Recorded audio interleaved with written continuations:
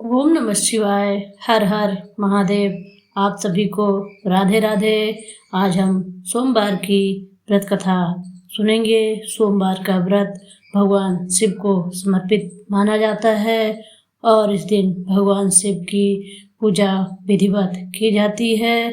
प्राचीन काल में एक धनवान सेठ था जिसके यहाँ धन की कोई भी कमी नहीं थी, परंतु सब कुछ होते हुए भी उसे एक बड़ा भारी दुख संतान न होने का था और पुत्र प्राप्ति की चिंता में हर समय बेचैन रहता था। वह पुत्र प्राप्ति की कामना से हर सोमवार को भगवान शंकर का व्रत और पूजन नियमानुसार करता था और शाम के समय शिव जी के मंदिर में जाकर धूप दीप जलाया करता था। उसकी सच्ची श्रद्धा भक्ति को देखकर एक समय श्री जगत माता पार्वती ने भगवान शंकर भगवान से विनती के साथ हाथ जोड़कर कहा, हे त्रिलोकीनाथ, यह सेठ आपका भक्त है, इसलिए आप इस पर कृपा कीजिए और इसकी मनोकामना पूर्ण कर दीजिए। श्री पार्वती जी की यह बात सुनकर देवों के देव श्री महादेव जी बोले कि हे गिरजा, यह संसार एक कर्म क्षेत्र है। यहाँ प्राणी कर्म करने को ही शरीर धारण करता है। संसार में जो जैसा कर्म करता है वैसा ही फल पाता है। जैसे किसान खेत में जैसा बीज बोता है वैसा ही फल पाता है। अपने अपने करने का ही सब प्राणी फल भोगते हैं। यह बात सुनकर दयामयी श्री पार्वती जी ने फिर अनन्य विनय के साथ कहा, हे प्राणनाथ, जबकि यह बेचारा रात दिन दृढ़ विश्वास के साथ आपकी भक्ति करता है, तब आप कृपा करके इसके दुखों का निवारण कीजिए।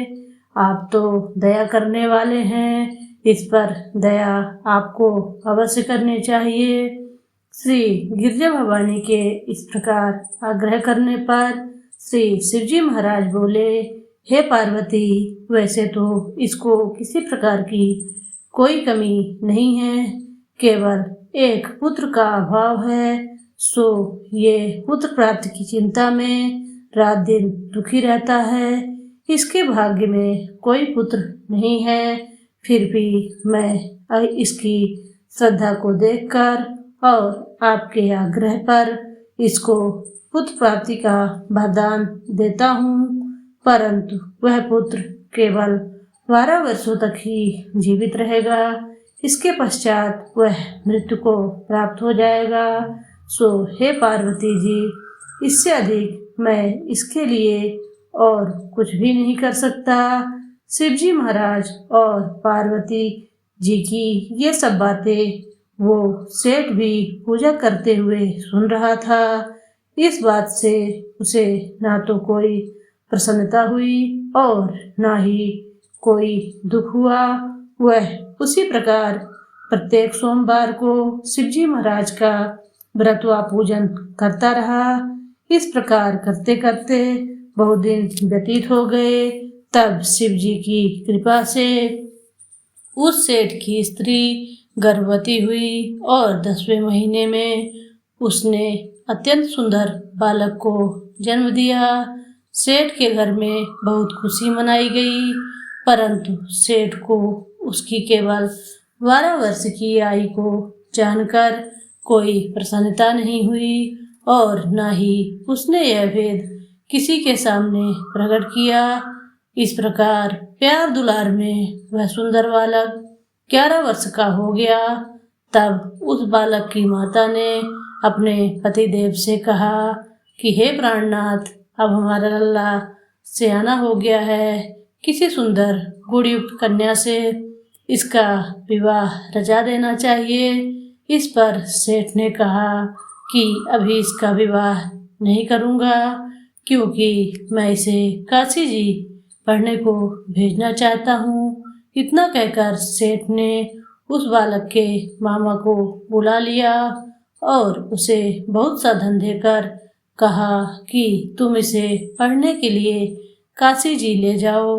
मार्ग में जहाँ भी ठहरो वहाँ यज्ञ व दान दिल खोल कर करते हुए जाना। भूखों को भोजन वस्त्र देते हुए चले जाना। इस प्रकार समझा बुझाकर सेठ ने दोनों को भेज दिया। वे दोनों मामा भांजे यज्ञ रचाते, भूखों को वस्त्र और भोजन तथा ब्राह्मणों को दान देते हुए चले जा रहे थे। चलते चलते मार्ग में एक शहर में रुके। दैव योग से उस नगर के राजा की कन्या का विवाह होने वाला था और जो राजा बारात लेकर आया था उसका लड़का एक आंख से काना था। राजा को इस बात की बड़ी चिंता थी कि काने वर को देखकर कन्या के माता पिता विवाह से इनकार न कर दें। इस कारण जब उसने अति सुंदर सेठ के लड़के को देखा तो मन ही मन में विचार किया कि क्यों न इस लड़के को दूल्हा बनाकर बारात का ढुकाव करा लिया जाए, जिससे किसी प्रकार की बाधा न पड़े। ऐसा विचार करके राजा ने उस लड़के के मामा से प्रार्थना की तो वे दोनों सहमत हो गए। तुरंत उस सेठ के पुत्र को स्नान आदि कराकर तेल फुलेल मलकर उसे वर के वस्त्राभूषण पहना दिए। इस प्रकार उसका सौंदर्य और भी अधिक बढ़ गया और उसे घोड़ी पर चढ़ाकर बड़ी धूमधाम से बारात का ढुकाव कराया। उस सुंदर वर को देखकर स्त्रियां बहुत प्रसन्न हुई और बड़ी सुंदरता से सारा काम हो गया। वर के पिता ने सोचा कि इस समय का काम तो संपन्न हो गया, परंतु आगे फेरों के वक्त कहीं कोई बाधा ना पड़ जाए, इसलिए विवाह कार्य भी इसी लड़के से करा लिया जाए तो अच्छा होगा। ऐसा विचार कर वह वर के पिता ने उस लड़के के मामा से विनय पूर्वक अनुकूल वचन कहे कि आप कृपा करके फेरों और कन्यादान का काम भी करा दें तो आपकी बड़ी कृपा होगी। हम आपको इसके बदले जितना कहेंगे धन दे देंगे। उन दोनों मामा भांजे ने वर के पिता की बात को स्वीकार कर लिया और विवाह का कार्य बड़ी अच्छी तरह संपन्न हो गया। परंतु जब लड़का महल में गया और प्रेमालाप करने के बाद राजकुमारी सो गई तो उसने राजकुमारी को की चुन्नी के पल्ले पर लिख दिया कि तेरा विवाह मेरे साथ हुआ है, परंतु जो राजकुमार तुझे ब्याहने आया है वह एक आंख से काना है, इसलिए उसके बदले मुझे दूल्हा बनाकर सब कार्य कराया गया।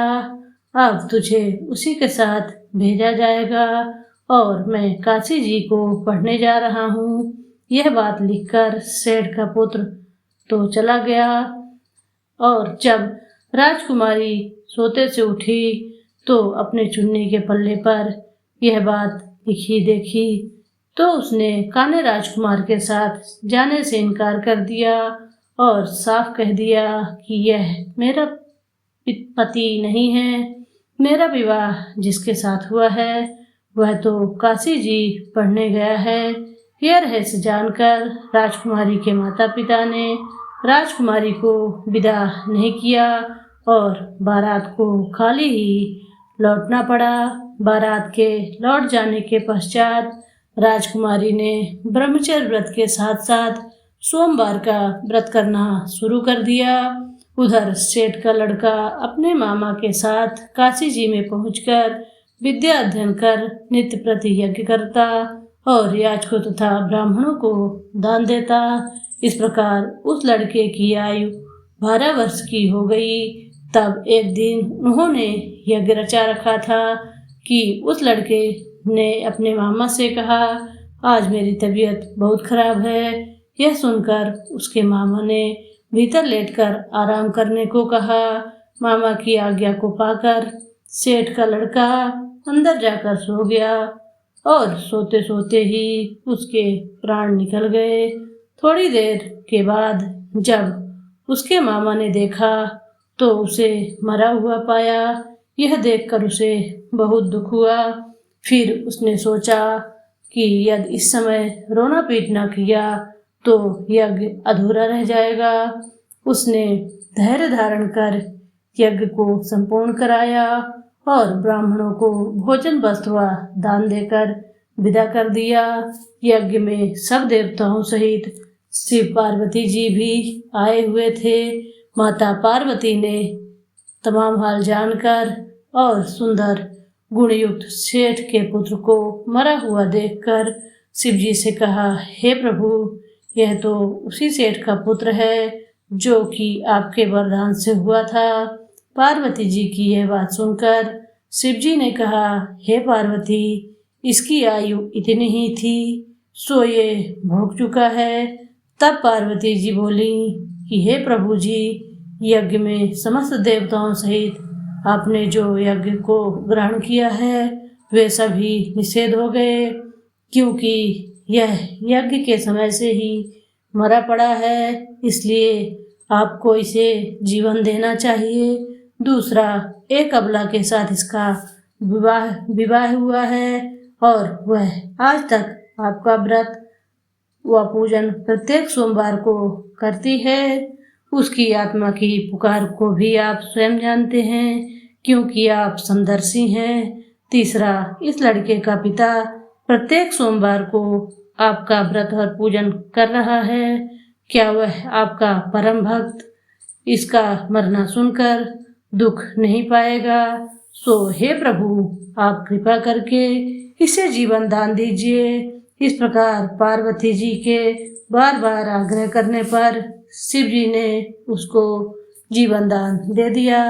तब शिव जी की कृपा से वह सेठ का लड़का पुनः जीवित हो गया और शिव पार्वती कैलाश को चले गए।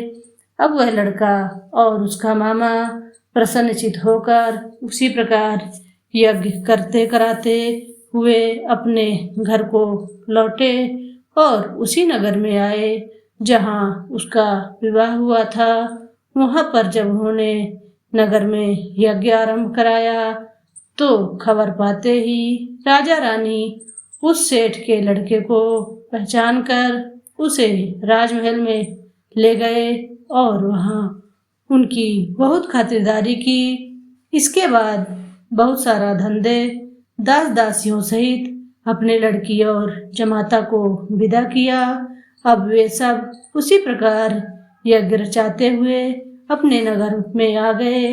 तब उसके मामा ने कहा कि मैं पहले तुम्हारे घर जाकर खबर कर दूं। इतना कहकर मामा चल दिया। उस समय उसके माता पिता अपने ऊंचे मकान की छत पर इस विचार से बैठे हुए थे कि यदि हमारा पुत्र सकुशल वापस लौट आया तो हम भी छत पर से उतर आएंगे, अन्यथा वहीं से गिरकर अपने प्राणों को त्याग देंगे।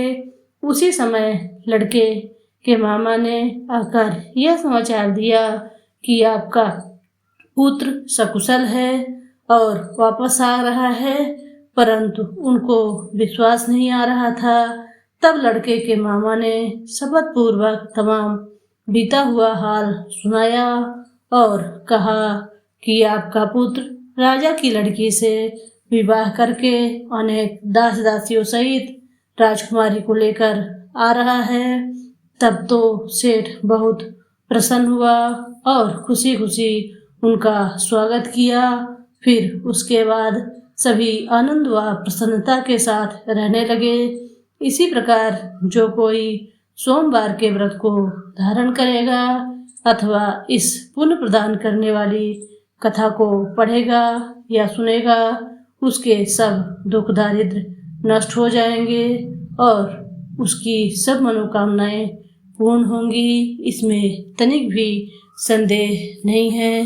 बोलो हर हर महादेव। ओम नमः शिवाय। इस प्रकार सोमवार की पावन व्रत कथा समाप्त हुई। अगर आपको मेरे द्वारा सुनाई गई यह कथा अच्छी लगी हो, अगर आप मेरे चैनल पर पहली बार हो तो मेरे चैनल को सब्सक्राइब करें, लाइक करें और शेयर करें। धन्यवाद। आरती हम आगे करेंगे।